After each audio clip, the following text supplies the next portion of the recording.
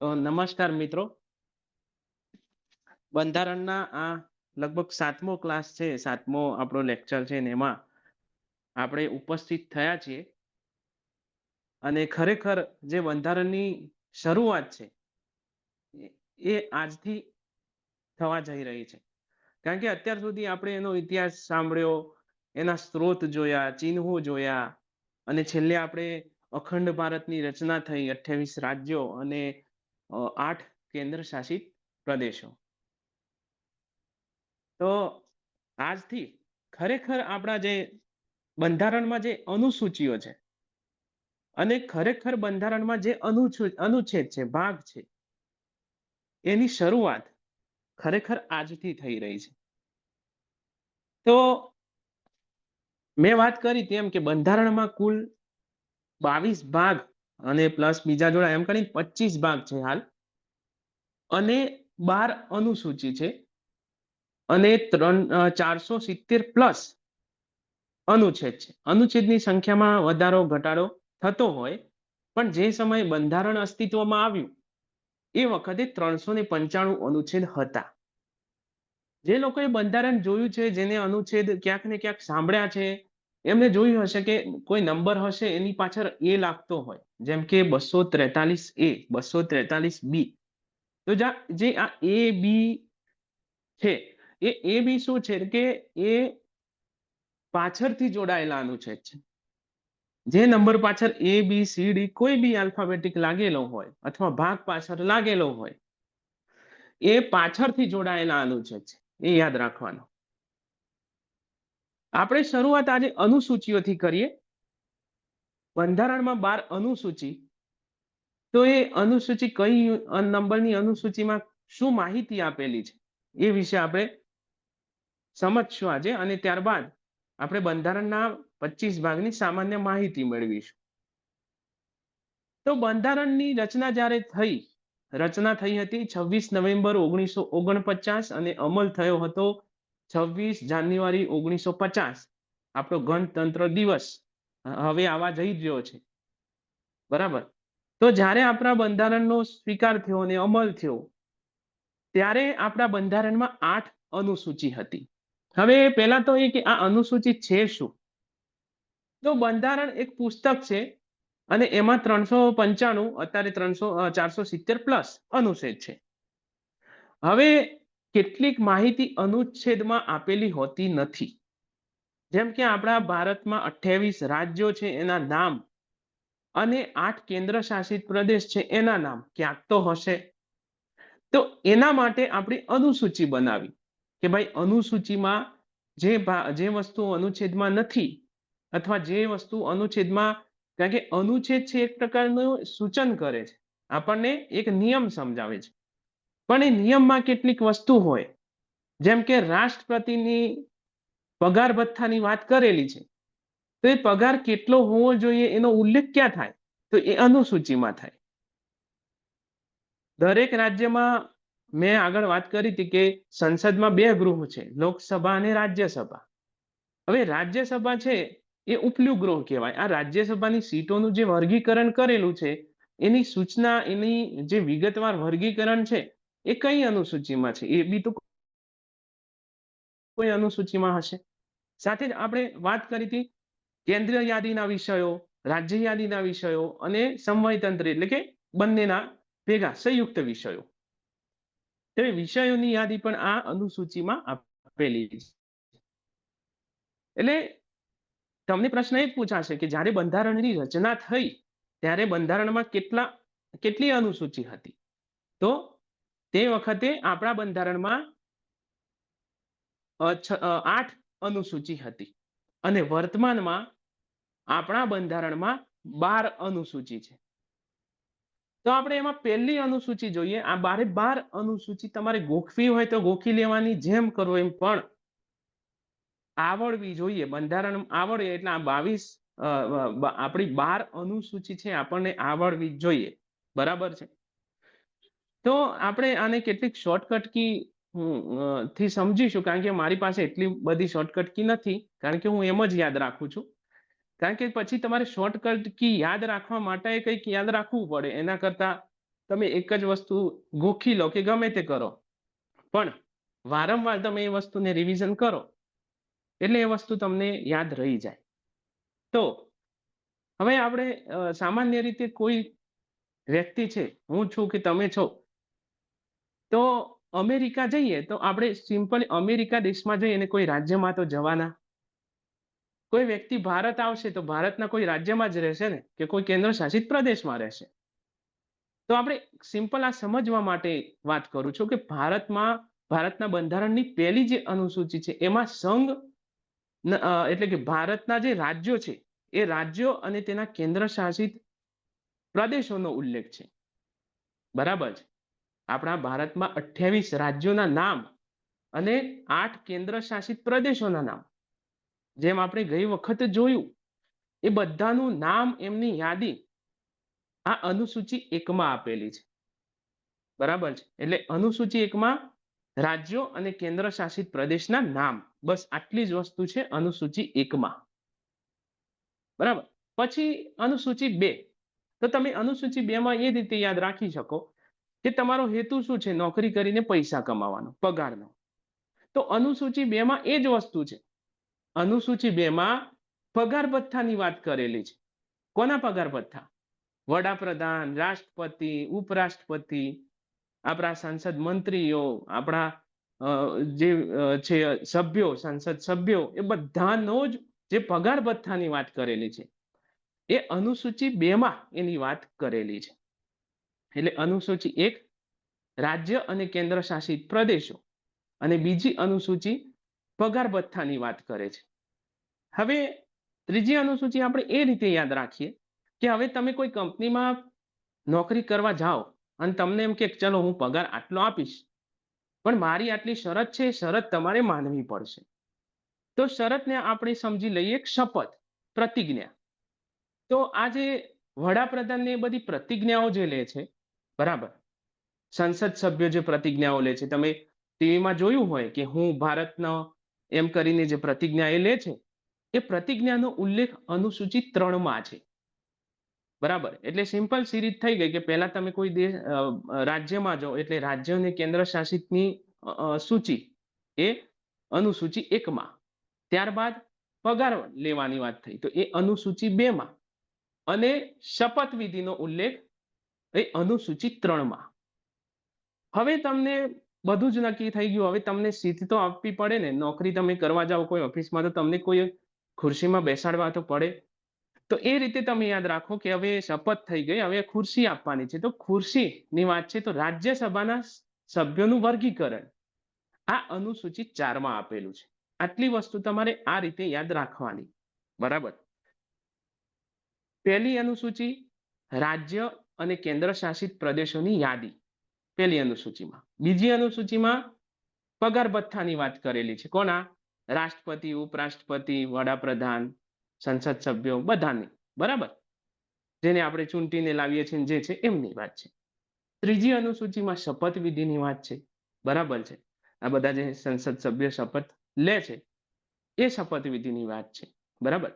પણ આ અનુસૂચિ 3માં એક અપવાદ છે કે એમાં રાષ્ટ્રપતિ, ઉપરાષ્ટ્રપતિ અને રાજ્યપાલ આ ત્રણના શપથની ઉલ્લેખ નથી. એનું કારણ છે કે એમની જે ત્રણની જે શપથ લેવાની છે એનો ઉલ્લેખ અનુચ્છેદમાં અલગથી કરેલો છે. જ્યારે સંસદ સભ્યો છે કે લોકસભાના અધ્યક્ષ છે કે વડાપ્રધાન છે, એમની શપથવિધિનો ઉલ્લેખ અનુસૂચિ 3માં કરેલો છે. એટલે તમને ક્યારેક પ્રશ્ન પૂછાય કે અનુસૂચિ 3માં નીચેનામાંથી કોની શપથવિધિનો ઉલ્લેખ થતો નથી, તો એ વખતે રાષ્ટ્રપતિ, ઉપરાષ્ટ્રપતિ કે રાજ્યપાલ આપેલું હોય તો તરત ટીક કરી દેવાનું. ત્યારબાદ અનુસૂચિ 4 રાજ્યસભાના સભ્યોનું વર્ગીકરણ. બરાબર. ગુજરાતમાં રાજ્યસભાની 11 સીટો છે. યાદ રાખજો કે રાજ્યસભાના સભ્યોને આપણે ચૂંટતા નથી, એ વિધાનસભાના સભ્યો ચૂંટે છે એને, અને એ આપણે આગળ જોઈશું. મેં આગળ વાત કરી હતી કે સંસદના 2 ગૃહો, રાજ્યસભા અને લોકસભા. રાજ્યસભા એ ઉપલું ગૃહ, લોકસભા એ નીચલું ગૃહ. બરાબર. લોકસભાના સભ્યોની ચૂંટણી આપણે કરીએ છીએ અને એમાંથી જ વડાપ્રધાન ચૂંટાઈને આવે છે. એ બધી વાત મેં કરેલી, અને આગળ આપણે વિસ્તૃતમાં જ્યારે આવશે ત્યારે એની વાત કરીશું. તો અનુસૂચિ 4 થઈ. હવે અનુસૂચિ 5. તો અનુસૂચિ 5માં શેનો ઉલ્લેખ છે? તો અનુસૂચિ 5માં ભારતમાં કેટલાક એવા વિસ્તારો છે કે ત્યાં અનુસૂચિત જાતિ અને આદિજાતિ એવી છે કે જ્યાં એમની જ્ઞાતિનું રક્ષણ કરવું જરૂરી છે, એમની સંસ્કૃતિનું રક્ષણ કરવું જરૂરી છે. તો આવી કેટલીક અનુસૂચિત જાતિ અને આદિજાતિ વિસ્તારો અને રાજ્યોનો ઉલ્લેખ અનુસૂચિ 5માં કરેલો છે. બરાબર. અનુસૂચિ 5માં અનુસૂચિત જાતિ અને આદિજાતિ વિસ્તારના કેટલાક લોકો અને રાજ્યોનો ઉલ્લેખ, એમના વિકાસનો ઉલ્લેખ ટૂંકમાં, એ અનુસૂચિ 5માં કરેલો છે. ત્યારબાદ અનુસૂચિ 6. અનુસૂચિ 6માં શું છે? તો અનુસૂચિ 6માં 4 રાજ્યોનો ઉલ્લેખ છે. એમાં તમારે યાદ રાખવાનું અમે તમે, એટલું યાદ રાખવાનું. અનુસૂચિ 6 એટલે અમે અને તમે. અમે એટલે એટલે અસમ, મે એટલે મેઘાલય, ત એટલે ત્રિપુરા અને મે એટલે મિઝોરમ. અમે તમે. બરાબર. અસમ, મેઘાલય, ત્રિપુરા અને મિઝોરમ, આ 4 રાજ્યનો ઉલ્લેખ અનુસૂચિ 6માં આપેલો છે. આ અનુસૂચિ 6 એ 4 રાજ્યના અમુક જ્ઞાતિના લોકો માટે બનેલી છે. એ જ્ઞાતિના લોકોને સ્પેશિયલ રક્ષણ પૂરું પાડે છે આ અનુસૂચિ 6. બરાબર. અનુસૂચિ 5માં કયા રાજ્યોનો સમાવેશ થાય? તો અસમ, મેઘાલય, ત્રિપુરા અને મિઝોરમ સિવાયના તમામ રાજ્યોનો. બરાબર. જ્યારે અનુસૂચિ 6માં આ 4 રાજ્યોનો ઉલ્લેખ થાય. પછી આવી અનુસૂચિ 7. આ અનુસૂચિ 7 આપણા માટે ખૂબ જ મહત્વની છે. અને થોડી સમજજો કે મેં આગળ તો સમજાવ્યું હતું તમને કે 2 સરકાર આપણે હાલ જોવા મળે છે, કેન્દ્ર સરકાર અને એક રાજ્ય સરકાર. કેન્દ્ર સરકાર એટલે વડાપ્રધાન, રાજ્ય સરકાર એટલે મુખ્યમંત્રી ભૂપેન્દ્રભાઈ પટેલ અને નરેન્દ્રભાઈ મોદી. હવે અમુક એવા વિષયો છે કે એ વિષયો ઉપર માત્ર કેન્દ્ર કાયદા બનાવી શકે. જેમ કે નાગરિકતા. તમારે નાગરિકતા અંગેનો કોઈ કાયદો બનાવવો હોય તો ફક્ત ને ફક્ત કેન્દ્ર બનાવે. મેં આગળ કીધું હતું કે રેલવેમાં તમારી ભરતી કરવી છે તો કોણ કરે? કેન્દ્ર કરે. બેંકમાં ભરતી કરવી છે તો કોણ કરે? કેન્દ્ર કરે. પોસ્ટમાં કેન્દ્ર કરે. તો આ બધા જે વિષયો છે એ કેન્દ્ર યાદીના વિષયો છે. એવી જ રીતે રાજ્ય યાદીના પણ વિષયો હોય જેમાં રાજ્ય છે એ વિષયો ઉપર કાયદો બનાવી શકે. બરાબર. તો રાજ્ય જે વિષય ઉપર બનાવી શકે એને રાજ્ય યાદીના વિષયો કહેવાય. કેન્દ્ર જે બનાવી શકે એને કેન્દ્ર યાદીના વિષયો કહેવાય. પણ અમુક એવા પણ વિષયો છે કે જેમાં કેન્દ્ર અને રાજ્ય બંને બનાવી શકે, બંનેની સંમતિ હોવી જરૂરી છે. તો એને કહેવાય સમવર્તી યાદીના વિષયો અથવા સંયુક્ત યાદીના વિષયો, જે પણ કોઈ. તો આવી 3 યાદીઓનો સમાવેશ અનુસૂચિ 7માં છે. હવે અનુસૂચિ 7માં 3 યાદીઓ, કેન્દ્ર યાદી, રાજ્ય યાદી અને સમવર્તી યાદી, આ 3 યાદી થઈ. હવે કેન્દ્ર યાદીમાં 2 વસ્તુ યાદ રાખવાની આપણે, કે જ્યારે આપણા બંધારણની રચના થઈ એ સમયે, કારણ કે મેં તમને આગળ 1935નો જે ધારો ભણાયો હતો એ વખતે પણ આમાં વિષયો કીધા હતા.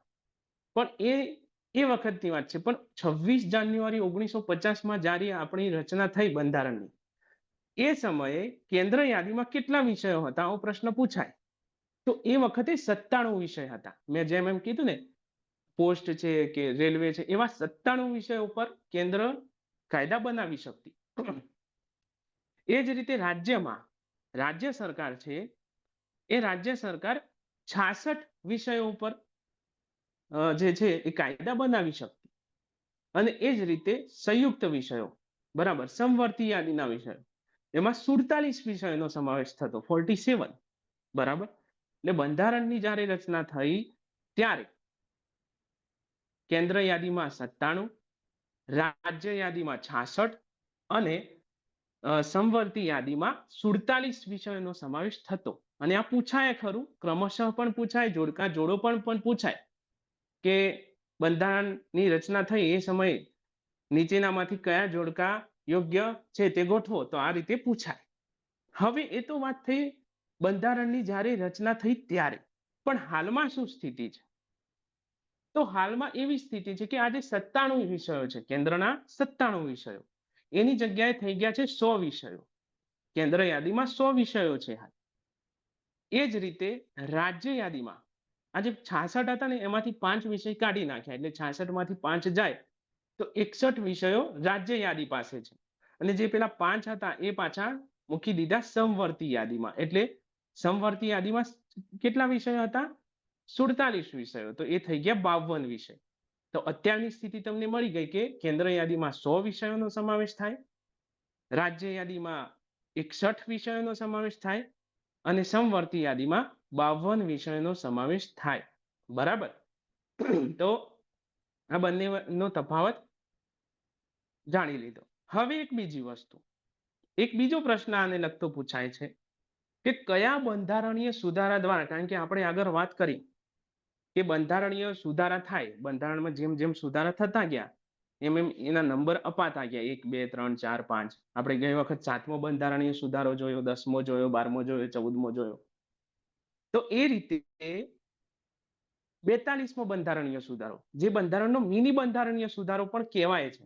અને મેં તમને આમુખમાં કીધું હતું કે આમુખમાં બિનસાંપ્રદાયિકતા, અખંડિતતા અને સમાજવાદ આ 3 શબ્દો જે પાછળથી ઉમેરાયા હતા એ આ 42મા બંધારણીય સુધારા 1976 દ્વારા એડ થયા હતા.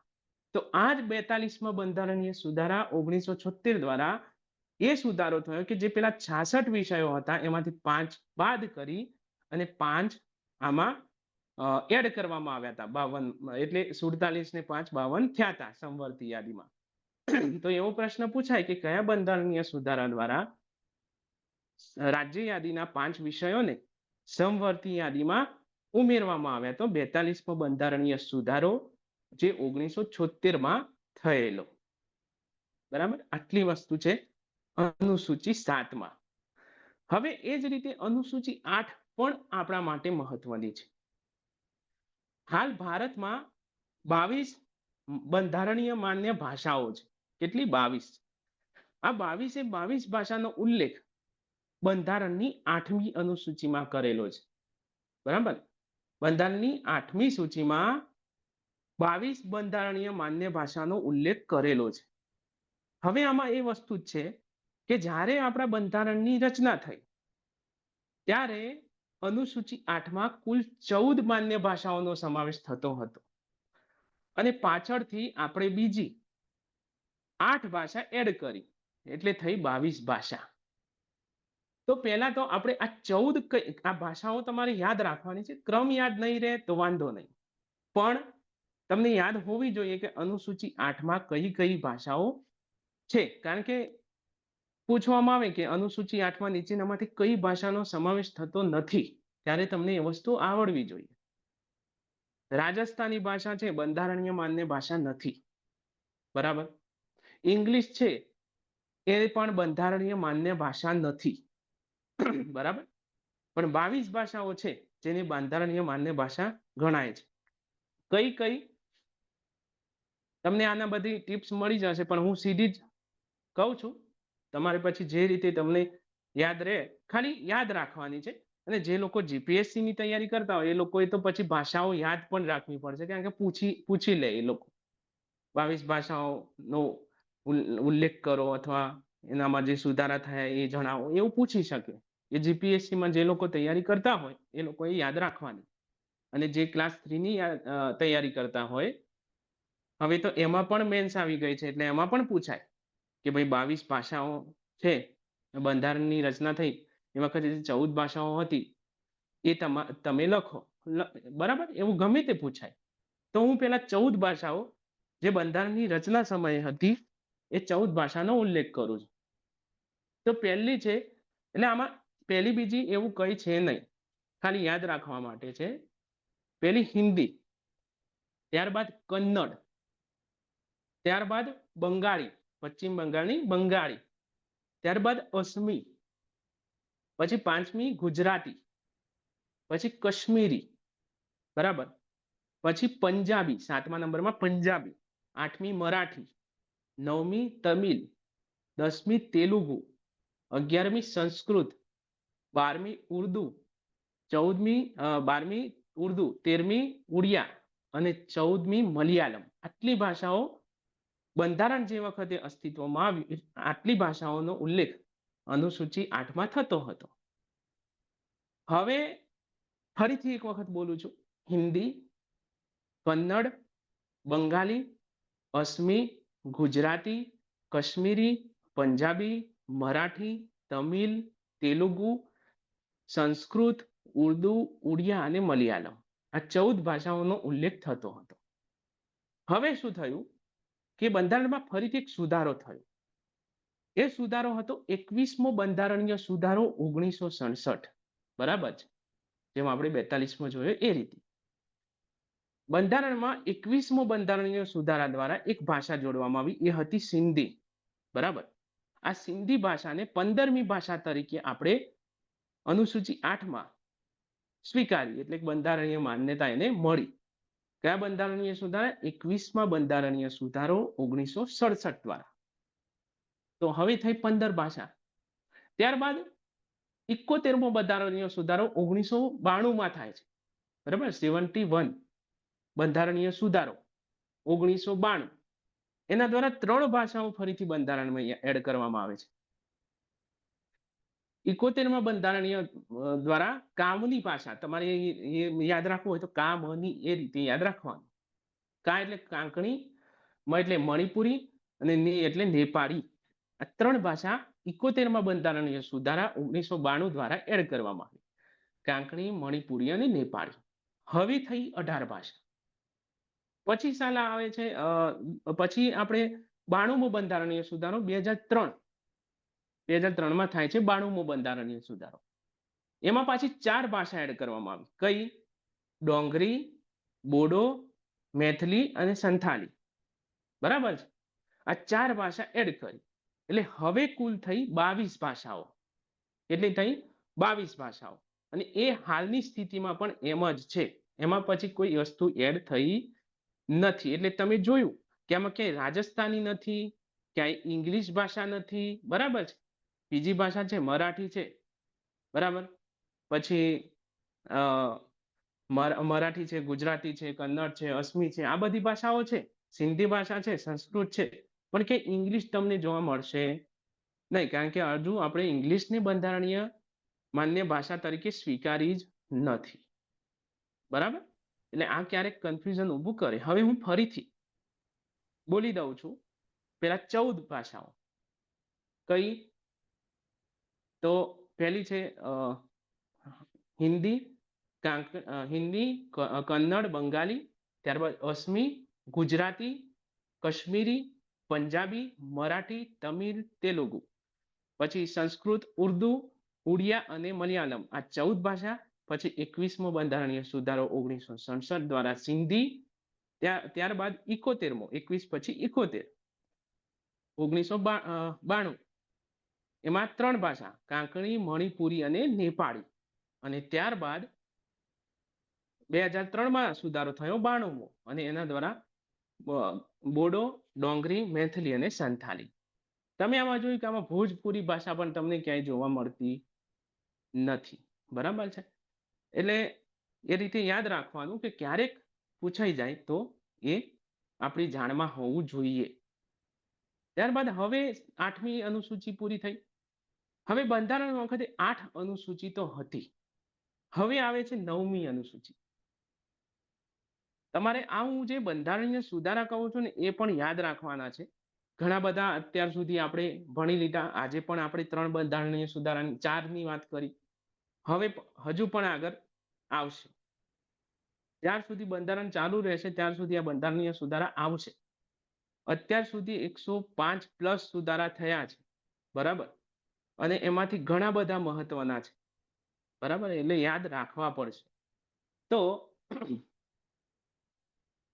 પહેલો બંધારણીય સુધારો થયો 1951માં, કારણ કે 1950માં બંધારણની રચના થઈ. પછી એવું લાગ્યું કે હજુ આમાં સુધારો કરવા જેવો છે, એટલે પહેલો બંધારણીય સુધારો થયો 1951માં.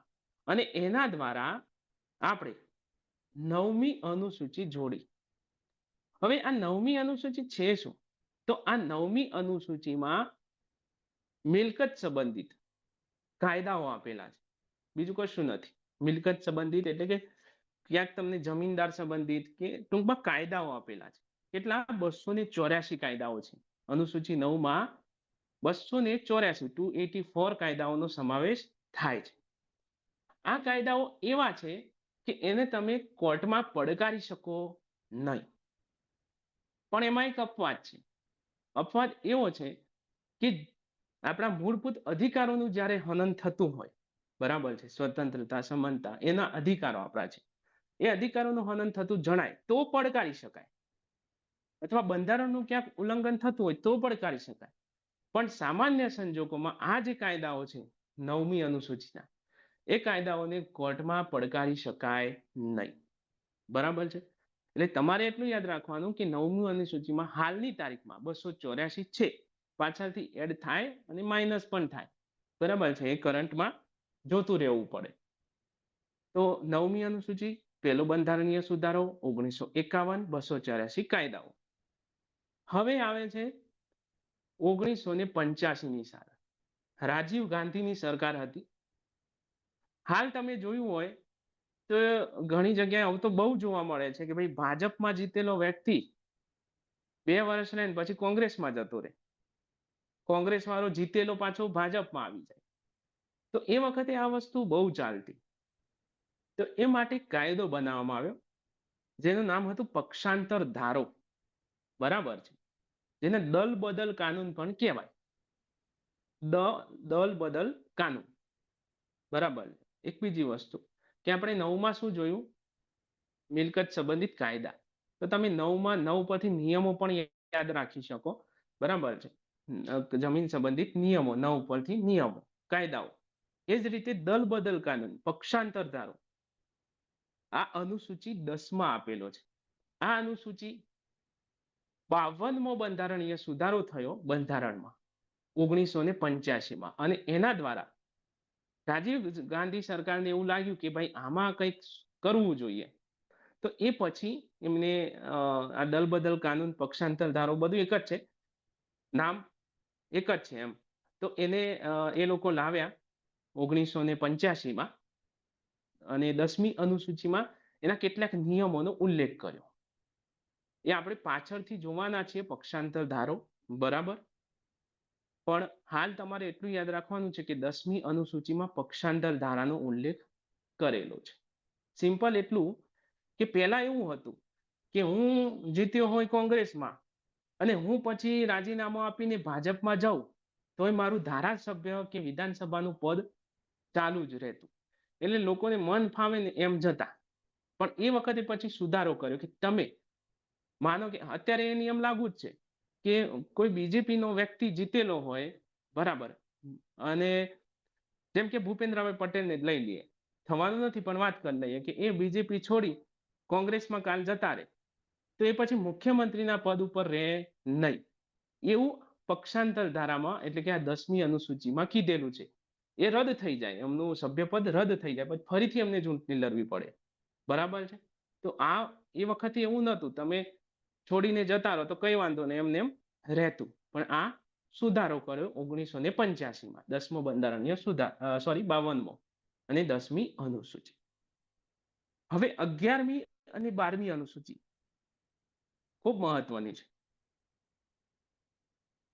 જ્યારે બંધારણની રચના થઈ ત્યારે એવું નહોતું કે ભારતમાં પંચાયતી રાજ નહોતું, પંચાયત રાજ હતું, પણ એને કાયદેસર નહોતું કરેલું. બરાબર છે. આજે હાલ જે પંચાયતી વ્યવસ્થા જોવા મળે છે એવું કંઈ જોવા મળતું નહોતું. તો 1992માં 73મો બંધારણીય સુધારો કર્યો અને ભારતના બંધારણમાં 11મી અનુસૂચિ જોડી. આ 11મી અનુસૂચિમાં પંચાયતના 29 વિષયોનો સમાવેશ થાય છે. આ 29 વિષયો જે છે એ જે લોકો હાલ તલાટીમાં હોય ને એમને બધી ખબર હોય આ 29 વિષયોની.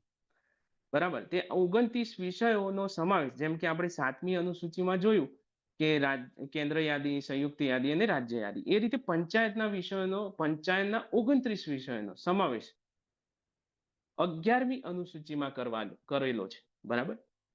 આ 11મી અનુસૂચિ 73માં બંધારણીય સુધારા 1992 દ્વારા એડ કરવામાં આવેલી છે, બરાબર. એ જ રીતે 12મી અનુસૂચિ પણ 74મો બંધારણીય સુધારો 1992માં થયેલો અને એમાં નગરપાલિકાના 18 વિષયોનો સમાવેશ કરેલો છે. હમણાં જે આ નગરપાલિકાની ચૂંટણી હમણાં શરૂઆતમાં કોઈ ભાઈ પૂછ્યું આચારસંહિતા વિશે, તો એ નગરપાલિકા જે કામ કરે છે એના 18 વિષયોનો સમાવેશ આ 12મી અનુસૂચિમાં 74માં બંધારણીય સુધારા 1992 દ્વારા કરવામાં આવેલો.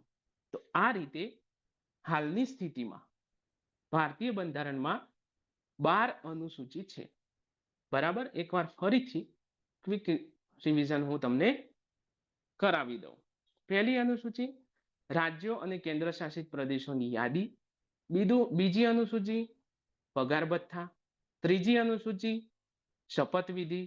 ચોથી અનુસૂચિ રાજ્યસભાના સભ્યોનું વર્ગીકરણ. પાંચમી અનુસૂચિ અનુસૂચિત જાતિ અને આદિજાતિ વિસ્તારો અને રાજ્યોનો ઉલ્લેખ, બરાબર, અથવા તેમના વિકાસ સંબંધિત જોગવાઈ. છઠ્ઠી અનુસૂચિમાં અમે તમે એટલે અસમ, મેઘાલય, ત્રિપુરા અને મિઝોરમમાં 4 રાજ્યોનો ઉલ્લેખ. સાતમી અનુસૂચિ 3 યાદીઓ, કેન્દ્ર યાદી, રાજ્ય યાદી અને સમવર્તી યાદી અથવા સંયુક્ત યાદી. એના વિષયોની વાત કરી લઈએ. કેન્દ્ર યાદીમાં પહેલા હતા 97, હાલ છે 100. રાજ્ય યાદીમાં પહેલા હતા 66, અત્યારે છે 61. સમવર્તી યાદીમાં પહેલા હતા 47 વિષયો અને અત્યારે છે 52 વિષયો. એ જ રીતે 8મી અનુસૂચિ, એમાં આપણે 22 ભાષાઓની વાત કરી. શરૂઆતમાં હતી 14 ભાષાઓ, અત્યારે છે 22 ભાષાઓ. અલગ અલગ 3 સુધારા દ્વારા પાછળ 8 ભાષાઓ જોડવામાં આવી. એ જ રીતે 9મી અનુસૂચિ, પહેલો બંધારણીય સુધારો 1951માં કર્યો. 9મી અનુસૂચિ જોડી, બરાબર. કાયદાઓ છે 284 કાયદાઓનો સમાવેશ છે. ત્યારબાદ દલ બદલ કાનૂન અથવા પક્ષાંતર ધારો, એનો ઉલ્લેખ 10મી અનુસૂચિમાં છે અને એ જોડવામાં આવેલી 1985માં 52માં બંધારણીય સુધારા દ્વારા. ત્યારબાદ 11મી અનુસૂચિ પંચાયતના 29 વિષયો, 73મો બંધારણીય સુધારો 1992 દ્વારા અને એ જ રીતે 12મી અનુસૂચિ નગરપાલિકાના 18 વિષયો, 74મો બંધારણીય સુધારો 1992 દ્વારા. આ 11મી અનુસૂચિ અને 12મી અનુસૂચિ જે આપણે પંચાયતી રાજ ભણીશું ત્યારે આ બંને યાદીઓ ત્યાં પણ આપણને જોવા મળશે. તો લગભગ 12 અનુસૂચિઓનું લગભગ માહિતી મેં અહીં આજે આપી છે. હવે આપણે શોર્ટમાં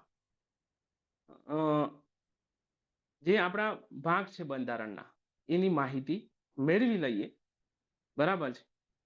તો બંધારણની રચના થઈ એ સમયે બંધારણમાં કુલ 22 ભાગ હતા. ત્યારબાદ એક ભાગ કાઢી નાખ્યો એટલે 21 ભાગ વધ્યા. પછી પાછા 4 ભાગ એડ કરેલા છે. તો એ ક્રમશઃ આપણે એક અનુક્રમણિકા તરીકે જોઈ લઈએ, કારણ કે એમાં તો ઘણું બધું છે અને એવું નથી કે આ 25 ભાગ ભણવાના છે. અમુક ભાગ એવા છે કે જે કામના એ નથી આપણા ભણવાના સ્વરૂપે, આપણા એક્ઝામ સ્વરૂપે. તો ભાગ નંબર 1 અને એના નામ કહું છું અને એના અનુચ્છેદ કહેતો જાઉં છું, બરાબર. એટલે તમને મગજમાં રહે કે ભાઈ આ ભાગમાં આટલા અનુચ્છેદ, બરાબર. તો પહેલો ભાગ છે ભાગ નંબર 1, સંઘ અને તેનું રાજ્ય ક્ષેત્ર. આ નામ છે ભાગ 1નું. એમાં અનુચ્છેદ 1 થી 4 નો સમાવેશ થાય છે અને એક્ઝામ માટે ખૂબ જ મહત્વનું છે. અનુચ્છેદ 1 થી 4, ભાગ 1 રાજ્ય અને સંઘ અને તેનું રાજ્ય ક્ષેત્ર. એ રીતે ભાગ 2 નાગરિકતા. નાગરિકતા અનુચ્છેદ 5 થી 11, બરાબર છે. એમાં આપણને કઈ રીતે નાગરિકતા મળે, કઈ રીતે નાગરિકતા રદ થાય, એની વાત આમાં કરેલી છે. આ પણ ખૂબ જ મહત્વનો ભાગ છે. ત્યારબાદ ભાગ નંબર 3, મોટા ભાગે દરેક એક્ઝામમાં આ ભાગમાંથી પ્રશ્ન હોય જ, બરાબર. તો એ છે મૂળભૂત અધિકારો. અનુચ્છેદ 12 થી 35, બરાબર છે. બહુ મોટા છે, 12 થી 35. 6 મુખ્ય અધિકારોની વાત કરેલી છે. શોર્ટમાં કહું છું, સમાનતાનો અધિકાર, સ્વતંત્રતાનો અધિકાર, બરાબર છે, શોષણ સામે રક્ષણ મેળવવાનો અધિકાર, પછી ધાર્મિક સ્વતંત્રતાનો અધિકાર, સાંસ્કૃતિક શૈક્ષણિક અધિકાર અને બંધારણીય ઇલાજોનો અધિકાર. 8મા 9માંથી બંધારણીય ઇલાજોનો અધિકાર તો તમને સાંભળવા મળ્યો હશે, બરાબર છે. તો આ વાત થઈ છે ભાગ 3માં, મૂળભૂત અધિકારો, મૌલિક અધિકારો, મૂળભૂત હકો, જે કોઈ આ બંધારણનો ભાગ 3. હવે બંધારણનો ભાગ 4, રાજનીતિના માર્ગદર્શક સિદ્ધાંતો. આ પણ એક્ઝામની દ્રષ્ટિએ મહત્વનું છે. આમાં છે અનુચ્છેદ 36 થી 51. ત્યારબાદ હવે જોજો, મેં શું કીધું હતું કે કોઈ આંકડા પાછળ ABC લાગેલું હોય તો એ ભાગ પાછળથી જોડાયેલો હોય. હવે આજે 4A, 4 આપણો 4 હતો રાજનીતિના માર્ગદર્શક સિદ્ધાંતો નામ છે એનું. હવે 4A છે મૂળભૂત ફરજો. આ મૂળભૂત ફરજો નામનો જે ભાગ છે એમાં છે અનુચ્છેદ 51A, એક જ અનુચ્છેદ છે, એમાં 11 મૂળભૂત આપણી ફરજો આપેલી છે, બરાબર. તો આ જે મૂળભૂત ફરજોનો ભાગ છે એ પણ 42માં બંધારણીય સુધારા 1976 દ્વારા જોડવામાં આવેલો છે, એ યાદ રાખજો, બરાબર. મૂળભૂત ફરજો 42મો બંધારણીય સુધારો, આ ભાગ 4A એ વખતે જોડવામાં આવેલો છે. હવે આગળ જઈએ, ભાગ 5. 5મો ભાગ છે, કારણ કે આમાં આપણે ચાહીએ તો એ લોકો 22 થી 23 કરી શકતા હતા, પણ એ લોકોએ એના અનુરૂપ જેમ ભાગ આવતા હતા, જેમ કે 4 અને 4 એ બધા આમ સેમ બધું છે, એટલે એ લોકોએ 4 પછી 4A કરી દીધો, બરાબર. હવે ભાગ 5, ભાગ 5 અને 6 એ જેને સમજાઈ જાય સમજો. બંધારણના ભાગ 5 અને 6 એ જેને સમજાઈ જાય એ સમજી લેવાનું કે એ બંધારણ તરી જાય, બરાબર. કારણ કે આખા દેશનું શાસનમાં જે આ સ્ટ્રક્ચર બનેલું છે આ બે ભાગમાં છે, ભાગ 5 અને ભાગ 6. તો ભાગ 5માં શું છે, તો સંઘ સરકાર એટલે કે કેન્દ્ર સરકારનો ઉલ્લેખ છે ભાગ 5માં. અને આના અનુચ્છેદ છે અનુચ્છેદ 52 થી લઈ 151. આમાં કઈ કઈ વસ્તુઓનો સમાવેશ થાય, તો આમાં સંસદ છે, રાષ્ટ્રપતિ છે, વડાપ્રધાન છે, સંસદ છે, લોકસભા છે, ત્યારબાદ આપણી સુપ્રીમ કોર્ટ છે, બરાબર. એ બધાનો ઉલ્લેખ ભાગ 5માં થાય. કેન્દ્રનું જે પણ આવે એ ભાગ 5, સુપ્રીમ કોર્ટ કેન્દ્રમાં આવે ભાગ 5, સંસદ કેન્દ્રમાં આવે ભાગ 5, અનુચ્છેદ 52 થી 151. હવે ભાગ 6. ભાગ 6 છે એ છે અનુચ્છેદ 152 થી 237. આમાં રાજ્ય સરકારનો ઉલ્લેખ છે, વિધાન મંડળ, વિધાન પરિષદ, બરાબર. ત્યારબાદ હાઈકોર્ટ, પછી તાબાની કોર્ટ, જે આપણે જિલ્લા કોર્ટ, ડિસ્ટ્રિક્ટ કોર્ટ કહીએ છીએ, એ બધો ઉલ્લેખ આ અનુચ્છેદ 152 થી 237 ભાગ 6માં આપેલો છે, બરાબર. આ બધા 1 થી 6 એ 6 ભાગ એક્ઝામ પોઈન્ટ ઓફ થી મહત્વના છે અને આમાંથી પ્રશ્ન બને જ છે. હવે વાત કરીએ ભાગ 7ની. તો બંધારણનો ભાગ 7 એ રદ કરેલો છે. મેં કીધું હતું ને કે પહેલા 22 ભાગ હતા, પછી રદ કર્યો, તો આ 7મો બંધારણીય, એ પણ 7મો બંધારણીય સુધારો 1956 દ્વારા. આપણે ગયા લેક્ચરમાં 7મા બંધારણીય સુધારા 1956ની વાત કરી હતી કે જેના દ્વારા 14 રાજ્યો અને 6 કેન્દ્ર શાસિત પ્રદેશોની રચના થઈ હતી 1956માં. એ જ બંધારણીય સુધારા દ્વારા બંધારણનો ભાગ 7 દૂર કરવામાં આવ્યો. કેમ દૂર કરવામાં આવ્યો? કારણ કે આ બંધારણનો ભાગ 7 છે ને એ રજવાડા સંબંધિત છે, બરાબર. હવે નવા રાજ્યોનું નિર્માણ થયું તો રજવાડાઓ જેવી કોઈ વસ્તુ જ ના રહી, એટલે પછી એ લોકોએ આ જે ભાગ 7 છે એને રદ કર્યો. એમાં 238 નંબરના અનુચ્છેદનો સમાવેશ થતો હતો, પણ હવે આપણે એને ભણવાનો રહેતો પણ નથી. બસ ખાલી આટલું યાદ રાખવાનું થાય કે રજવાડાઓ સંબંધિત હતો અને 7મા બંધારણીય સુધારા 1956 દ્વારા એને રદ કરી દીધો, બરાબર. ત્યારબાદ 8મો ભાગ 8 છે એ કેન્દ્ર શાસિત પ્રદેશો સંબંધિત છે. એમાં છે અનુચ્છેદ 239 થી 242, 39, 40, 41 અને 42 આ 4 અનુચ્છેદનો સમાવેશ થાય છે. બહુ ટૂંકો છે, સમજાય એવું છે, કંઈ એટલું બધું છે નહીં આમાં.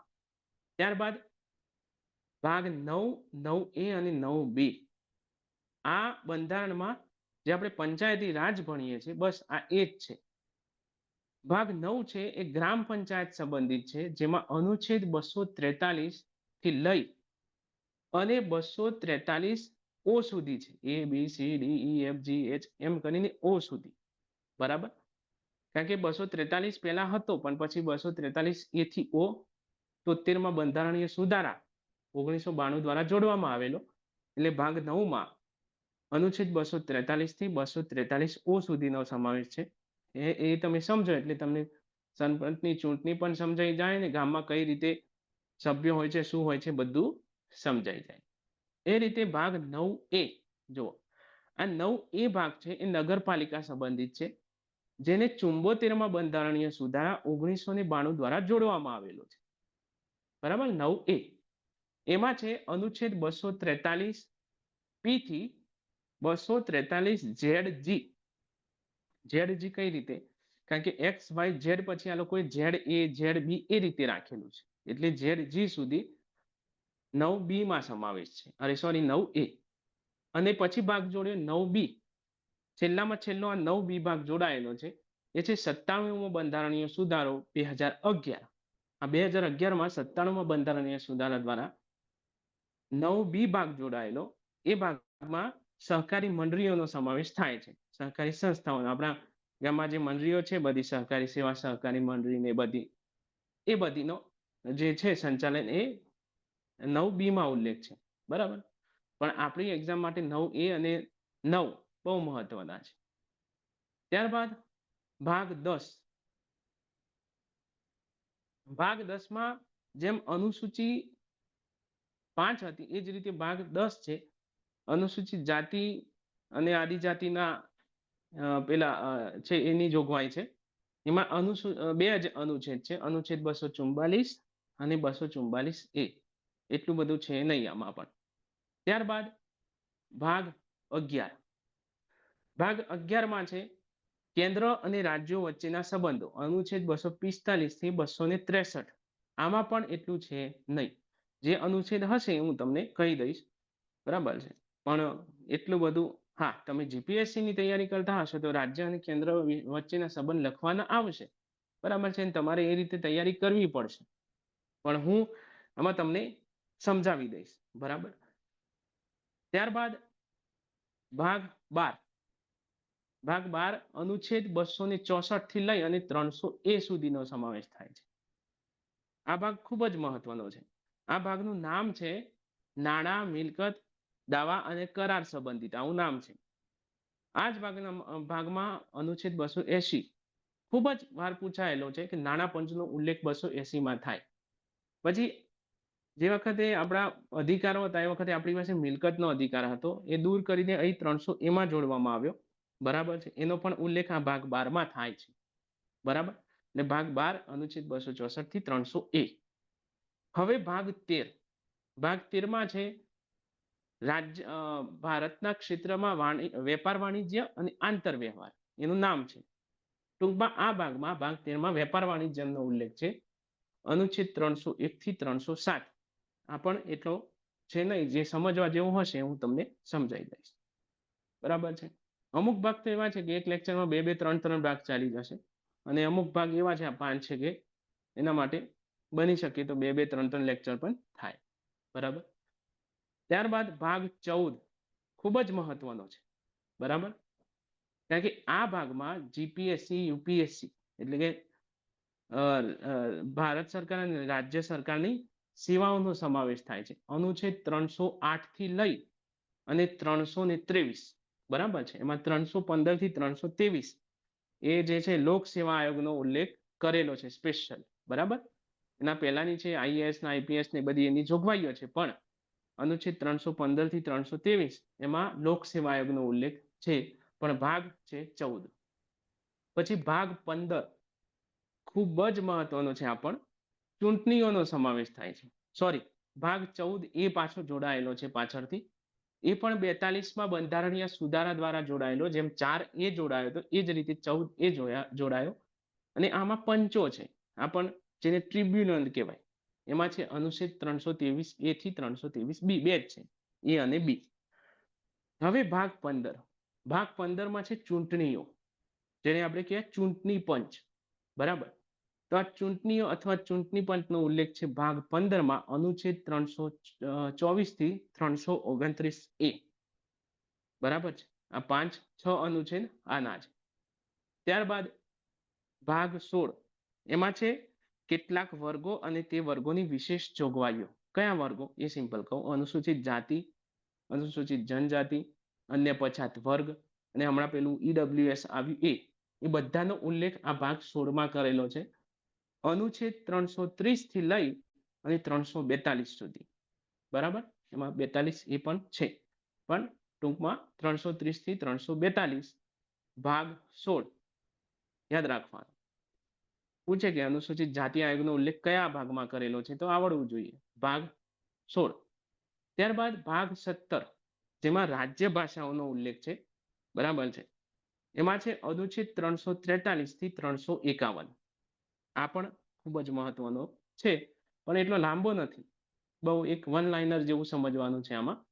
343 થી 351. બરાબર. રાજ્ય ભાષાઓનો ઉલ્લેખ છે, ભાગ 17. ત્યારબાદ ભાગ 18, કટોકટીની જોગવાઈ. અનુચ્છેદ 352 થી 360. 3 પ્રકારની કટોકટી: રાષ્ટ્રીય કટોકટી, રાજકીય કટોકટી અને નાણાકીય કટોકટી. બરાબર. આ 3 પ્રકારની કટોકટીનો ઉલ્લેખ આ 352 થી 360માં છે. એમાં 352, બરાબર, અને 366, સોરી, 352, 356 અને 360 એ રીતનું છે. 352માં રાષ્ટ્રીય કટોકટી, 356માં રાજ્ય કટોકટી અને 360માં નાણાકીય કટોકટી. બરાબર છે. આ રીતનો આખો કટોકટીની જોગવાઈ આમાં કરેલી છે ભાગ 18માં. ભાગ 19, એનું નામ છે પ્રકીર્ણ, એટલે પરચુરણ કે જે સમય સમજાય. આમાં કઈ એટલું મહત્વનું નથી, પણ અનુચ્છેદ નંબર પૂછાય તો 361 થી 367. બરાબર. ત્યારબાદ ભાગ 20 ખૂબ જ મહત્વનો છે, બંધારણીય સુધારા. જે આપણે આ નંબરની વાત કરીએ છીએ ને એના આધારે જ થાય છે. એ છે 359મો અનુચ્છેદ, 368. ભાગ 20, બંધારણીય સુધારા, જે દક્ષિણ આફ્રિકામાંથી લીધેલા. બરાબર. તો એનો ઉલ્લેખ છે અને પૂછાય છે ઘણી વખત કે બંધારણના ભાગ 20માં કયા અનુચ્છેદનો સમાવેશ થાય? 368. હવે ભાગ 21, બરાબર, એનું નામ છે કામચલાઉ વચગાળાની અને કેટલીક વિશેષ જોગવાઈ. આ જોગવાઈ ઉપરથી તમારે યાદ રાખવાનું, વિશેષ જોગવાઈ ઉપરથી, આ જ ભાગ અનુસાર કાશ્મીરને એક વિશેષ દરજ્જો મળેલો અનુચ્છેદ 370 પ્રમાણે, જેને રદ કરી દીધો છે. બરાબર. એટલે એના સિવાય તો આ ભાગમાં પછી કઈ એટલું બધું મહત્વનું છે નહીં, પણ યાદ રાખવાનું કે આ ભાગ 21મો અનુચ્છેદ 369 થી લઈ અને 392. બરાબર. અને છેલ્લે ભાગ 22, જેનું નામ છે ટૂંકી સંજ્ઞા, આરંભ, હિન્દીમાં અધિકૃત પાઠ અને રદ કરવા બાબત. બસ ખાલી એટલું બધું યાદ રાખવાનું છે નહીં. મેં પોતે આ ભાગ નથી વાંચ્યો, એ તમને કહી દઉં, કારણ કે આમાં કઈ છે જ નહીં. અનુચ્છેદ 393 થી 395. બરાબર. આટલો આપણા જોવાના છે. તો ભલે મેં કીધું એમ કે નંબર 395 નંબર હોય, પણ એમાં ABCD જોડાય, અને અત્યારના સમયમાં 370 જેટલા જે છે એ હાલ અનુચ્છેદ જોવા મળે છે, 470+. તો આપણે અનુક્રમણિકા પ્રમાણે આ જોયું. હવે આવતા લેક્ચરથી આપણે ભાગ 1 થી શરૂ કરીશું. બરાબર. તો આજનો આ લેક્ચર હતો. તમારો કોઈ પ્રશ્ન હોય તો તમે કરી શકો.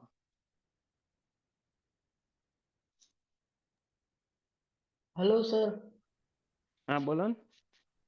સર, મને અમે છે ને તમે પેલો કટોકટીનો જે હતો ને, હા.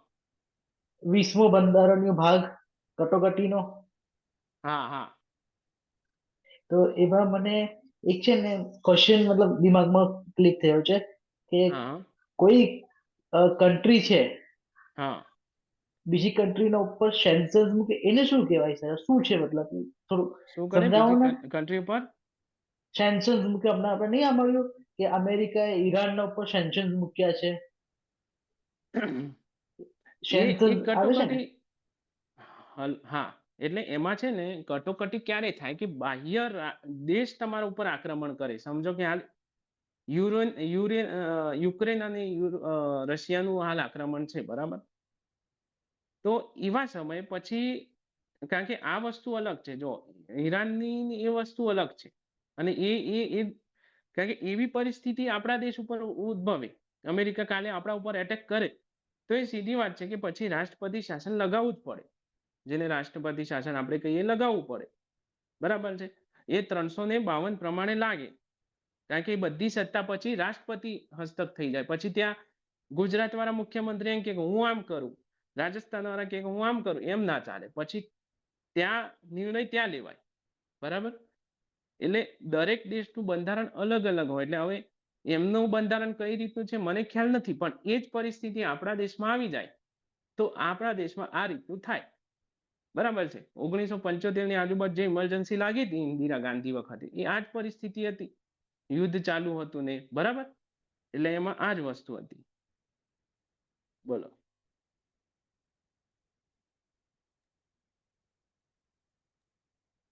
પછી સર હા સર પછી મને થોડું હલો ઇન્ટરનેશનલ કોર્ટ વિશે સમજાવો ને, હલો અને શું કહેવાય છે. એ મેં પોતે નથી વાંચ્યું. એને જે યુનેસ્કોની જે શું કહેવાય, યુનાઇટેડ નેશન, બરાબર ને, એમાં પેલી એને કે શાંતિ કોર્ટનો પણ એને દરજ્જો આપેલો છે, મેં વાંચેલું છે. પણ હવે એના વિશે હું વિશેષ નહીં કહી શકું તમને, કારણ કે મને પોતાનો ખ્યાલ નથી એ વિશે. કારણ કે ઓકે એ સર, કઈ નહીં, ઇન્ટરનેશનલ, મેં રિસર્ચ કરી લઈશ. કઈ નહીં, મેં એટલે એ એમાં છે ને સ્ટડી કરી પાછું લઈશ બરોબર. હા, એ ઇન્ટરનેશનલ જે સંબંધો છે એમાં આવી જશે. કારણ કે તમે જોયું બંધારણમાં ઇન્ટરનેશનલ કોર્ટનો કોઈ સમાવેશ નથી, બરાબર? સુપ્રીમ કોર્ટનો ઉલ્લેખ છે, બરાબર? પણ હા, જ્યારે તમે બે બંધારણ ભણતા હોય ને, ત્યારે હવે જીપીએસસીમાં આ વસ્તુ એડ થઈ છે કે એક રાજદ્વારી સંબંધો રીતે તમારે એને ઇકોનોમિકલી રીતે કે રાજદ્વારી સંબંધો તમે જે ગણો એ રીતે તમારે કોર્ટ તો ભણવાની આવે જ છે. પણ એમાં કેવું હોય, આપણે ક્લાસ 3 ના લેવલથી જોઈએ તો એમાં એટલી જ વસ્તુ છે કે આપણી જે ઇન્ટરનેશનલ કોર્ટ છે એનું વડું મથક ક્યાં છે, એના મુખ્ય કોણ છે, એટલું જ પૂછાય, બરાબર? પણ તમે પોતે પછી ક્લાસ 1-2 ની તૈયારી કરતા હોય તો પછી એ વિષય જ અલગ છે, આખો વિષય જ બદલાઈ જાય. કારણ કે એની તો બધી ખબર હોવી જોઈએ, બરાબર? બોલો. હલો. હા હા બોલો. એટલે મયુરભાઈ, હું ભાર્ગવ વાત કરું છું. હા હા બોલો બોલો ભાર્ગવ. મારો પ્રશ્ન એ છે કે આ જે દેશનું બંધારણ છે, આપણે એમ કહેવાય કે દુનિયાનું સૌથી મોટું લેખિત બંધારણ છે, લેખિત બંધારણ છે, હા. તો એને ક્યાંક સંસદમાં ક્યાંક એને સાચવી તો રાખ્યું હશે ને એને છે દિલ્હીમાં, ને, એટલે એ કઈ આપણા જે જૂની સંસદ છે ને એમાં હા છે, હા હિલિયમ વાયુથી સુરક્ષિત છે, બરાબર કાચની પેટીમાં છે. બરાબર. અને આ જે આપણે જે બંધારણ ભણીએ છીએ, હું તમને આજે કીધું એ હમ અને પેલું ઓરિજિનલ બંધારણ, એમાં તો એના શબ્દો તો આપણને સમજાય જ નહીં. આ જે બરાબર. વસ્તુ છે એ લોકોએ સરળ કરીને આપણને સમજાય. પેલી હમ વસ્તુ તો શું લખેલી છે આપણને ખબર જ ના પડે, હમ બરાબર? એટલે એ વસ્તુ, હેલો અને સર. ક્યારેક જ ખોલવામાં આવે. હા સર, અમારે આવી બંધારણની જે કોપી વાંચવા માટે તો કઈ કઈ આ બુક કઈ બાજુ છે, આપને કઈ બાજુ મળશે અમારે? એટલે તમારે કઈ રીતની બુક જોઈએ? ઓડિયો બુક જોઈએ છે કે કઈ રીતની? ઓડિયો બી ચાલશે ને મને એ બી ચાલશે, પીડીએફ બી ચાલશે. પીડીએફ મારી જોડે યુવા ઉપનિષદની પડેલી છે, પણ એમાં પ્રોબ્લેમ એ છે કે તમે લો વિઝન છો કે દેખાય કે કઈ રીતનું છે કહો? મતલબ મને દેખાય છે થોડું, મતલબ દેખાય છે. દેખાય ને, તો પછી હું રેકમેન્ડ કરીશ કે તમે બુક ખરીદો, કારણ કે તમે પીડીએફ માં વાંચશો તો આંખ ખરાબ થશે તમારી.